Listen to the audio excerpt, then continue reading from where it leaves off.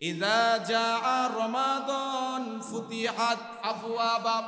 আল্লাহ রাসূল বললেন, যখন রমাদান মাস আসে আল্লাহ রাব্বুল আলামিন সঙ্গে সঙ্গে আবওয়াবুল জান্নাহ, জান্নাতের দরজা সমূহ খুলে দেয়। বলি সুবহানাল্লাহ। রমজান মাসে বিশ্বনবী হাদিসটা এখানেই শেষ করে নাই। আল্লাহ রাসূল বললেন, ওয়া গুল্লিকাত আবওয়াবুন নার। আল্লাহ রাসূল বললেন, এবং জাহান্নামের দরজা আল্লাহ রাব্বুল আলামিন বন্ধ করে রাখে। বলি সুবহানাল্লাহ।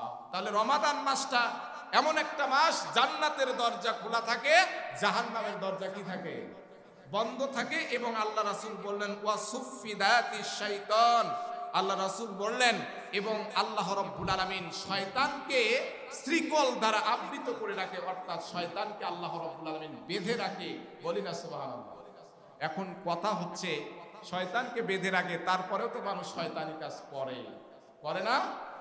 সূরা ফালাক, সূরা নাস, মিনাল জিন্নাতি ওয়ান নাস। পৃথিবীতে মানুষ শয়তান এবং জিন শয়তান আছে, তার মানে মানুষও শয়তান হয়।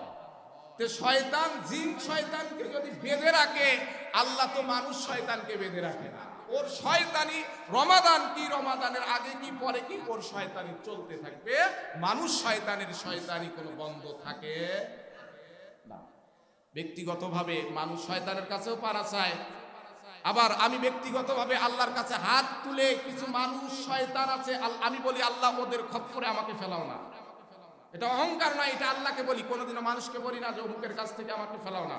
কিন্তু মানুষ শয়তান, জিন শয়তান আছে। আল্লাহ জিন শয়তানকে বেঁধে রাখছে, মানুষ শয়তানকে তো বেঁধে রাখে নাই।